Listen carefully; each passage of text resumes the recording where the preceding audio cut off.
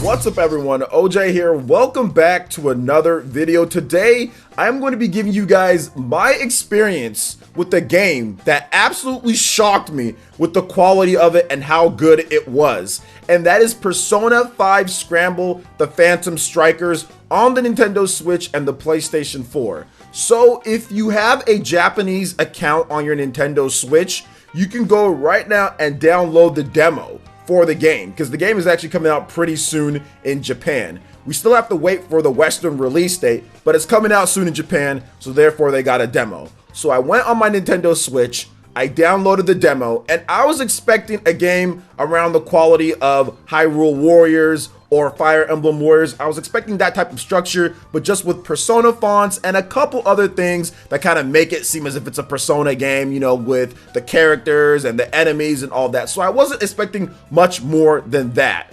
But honestly, it's even better than I could have imagined. And I am shocked on the quality on the Nintendo Switch from a technical perspective, and also from just a gameplay and design perspective. You wouldn't think that this was the same people in terms of what they've done with other IPs that were put into like the Warriors style. This really isn't a Warriors game at all. It's not that. It's not like Fire Emblem Warriors and Hyrule Warriors. Don't think of it in that way, or even like the Gundam games or One Piece or anything else that they've adapted from other franchises. This is a complete action RPG Persona game. It's almost just like a complete spin-off. You really shouldn't associate it too much with Warriors games, because the structure is much more like an action RPG that's kind of ripping some of the elements out from Persona structurally with how you go about combat and what you do in the game.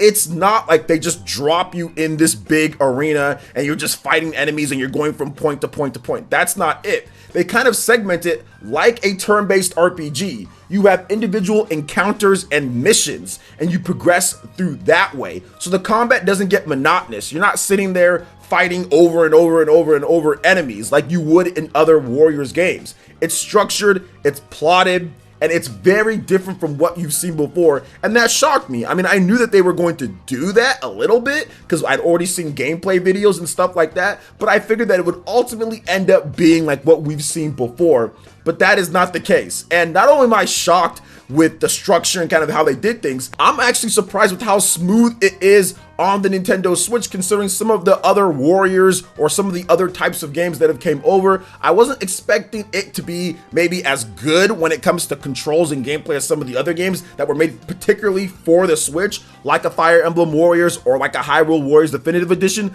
but this game runs really well. Now, don't get me wrong, it's probably going to run better on PlayStation 4, but I was very impressed with the fluidity of the controls. I was very impressed with the responsiveness. As soon as I pressed the button, it did that, right? There was no input delay or lag at all, and there was a ton of combat options. You can do so many cool things that you would expect Joker to be able to do in the regular game, but obviously it's a turn-based RPG, so there's only so much you can do, but you actually get to live that out. You get to control it yourself. You have air combos in this game. You have all the access to your personas. You level up. You get the different stuff. It's like playing that Persona game, and if they just said, hey, we're gonna make an action RPG. So if Atlas said, we're gonna make Persona 5 an action RPG instead of a turn-based RPG, this is exactly what it is. It's not, oh, we're taking this and we're putting it into what we like to do over at Koei Tecmo, which is Warriors games. They're saying, hey, this is literally Persona 5, the action RPG. There is a big difference between that, right? Because the other games that have been adapted, they feel like, okay, it's just these characters in this. Now, the combat's still good, it's still fun, but it's just these characters in this style of gameplay, where this feels like this is just an action RPG. This is literally another action RPG. And another thing about this game is that the story. There's so many story elements in there. Now, I could understand it because it was in Japanese, but the fact that they have so many different things ripped from Persona when it comes to picking dialogue options, certain stuff that you can do, probably affects the story when it comes to outcomes or endings. I mean, I'm not sure, but there's multiple options and different things can happen. I am very impressed with what Koei Tecmo and W Force have done. I did not expect it to be this good. there's platforming in the game too. You have parts where you're going through and you're just jumping around and you're platforming without enemies, right? So it's not just like, okay, well, there's enemies, which we'll talk about, but there's actually just free roaming kind of platforming type of parts within mission structures. That is fantastic as well. I was playing and I was like, oh, wait a minute, hold up, I think I can see something up there. And I was like, oh, snap, I can jump up there and get that extra item, you know? So that was cool too. But even with like what you can do within the game, they added some cool elements to where while you're in combat, you can jump up on like the light poles and you can go down and swing and finish people off. So it really has a unique touch to it and flair to it that I haven't seen in the other Warriors games. I just haven't seen in what you would expect from the adaptation of the franchises from W4s, because we all expect a certain thing, right? We all expect it, and I knew that this game was going to be good, but I'm actually shocked on how good this game is from my gameplay time. Like I said, the fluidity of the controls, the structure of the game, what they did with it was just very, very impressive. And I actually fought a boss battle in my playtime as well. And the boss battle was cool because you could exploit the weaknesses just like you can. And you can do like the one more, right? You do the one more. You get the extra ones just like when you exploit a weakness in Persona, for example, or other Shin Megami Tensei games. So I love how they kind of put those elements in there, and it makes it a little bit more challenging, right? I mean, the enemies just don't sit around in this game. Like, they'll attack you back. Obviously, you have the upper hand because, you know, you're Joker and everything, but they will attack. They're not just going to sit there and let you beat them up, especially if you're playing it on the hard difficulty. So I do love that, and I love the boss battles too. Like I was saying, kind of to go back to that, the boss battles were really fun. I liked exploiting the weaknesses, and I'm very excited to play the full game. Now, I think that what we need to see when it comes to the Western release is what are they going to do when it comes to the promotion of this game? Like, how is it going to be pushed in terms of it? I think that they should just say, hey, this is a brand new action RPG Persona franchise. You know, I think they should just disassociate themselves, because that's what everyone's saying. Oh, well, it's like the Persona Warriors game, but it's really not. It's a Persona action RPG because of how it's broken up and segmented into smaller skirmishes with lots of enemies, not just a big brawl with enemies coming at you waves after waves, which Hyrule Warriors and Fire Emblem Warriors and the other warrior style games that have adopted, they did that. But this game isn't that. This game isn't that at all. And I know that there was controversy with this game, with people saying we want the regular Persona 5, and I know, heck, I still want the regular Persona 5 on the Nintendo Switch. I still want there to be that, but I'll be honest here, guys, this game can maybe be just as fun at times. I had a blast with the demo, all the upgrading, all the stuff that you can do that I couldn't even understand, and holy smokes, can I tell you guys about this menu system? The menu system is always sleek in Persona games, and Persona 5 was a good one, but this one, it's like they went above and beyond what they needed to do. That's why it kind of feels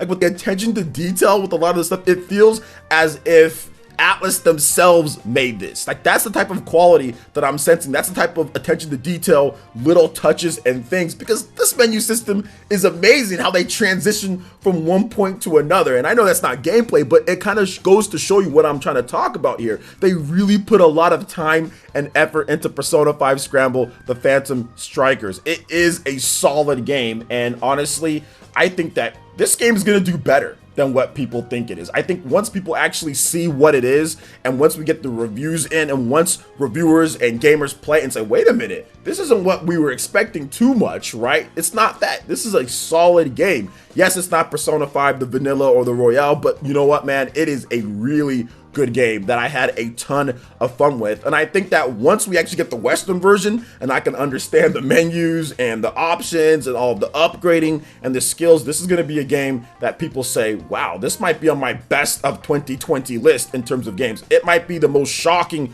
or surprising game of 2020 that you thought was going to just be okay, it's going to be good, it's going to be fun. But I think for a lot of people, it might be up there, maybe potentially in their game of the year list. Now, I'm not saying like on a, you know, of course, a Game Awards level or anything like that, but at the same time, I think there's going to be a lot of fans out there of action RPGs, a lot of fans of the Persona franchise, that if they give this game a shot, they're going to really like it. I thoroughly enjoyed my full playtime, and I'm not even done with the demo. I put like 40 something minutes into it, and that was skipping through.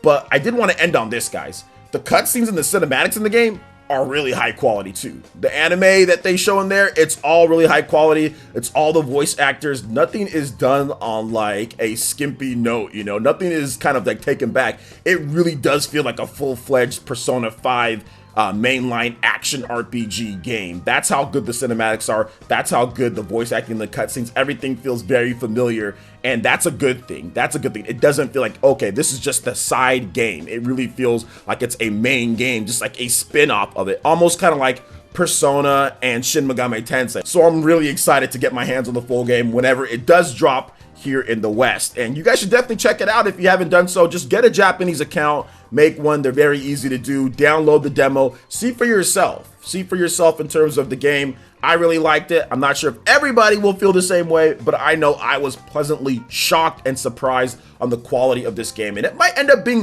one of my favorite games of 2020 when it's all said and done at the end of the year. But what are you guys' thoughts? For those who have played the game, some of the footage that you've seen, I'd love to hear what you guys have to say in the comment section below. All right, guys, that wraps it up for this video here. Check out the link in the description below. Give us a follow on Twitter. Make sure you like, comment, and subscribe to PlayerEssence here, and share the video if you can. Thank you guys so much for watching, and we'll catch you for the next one. Peace.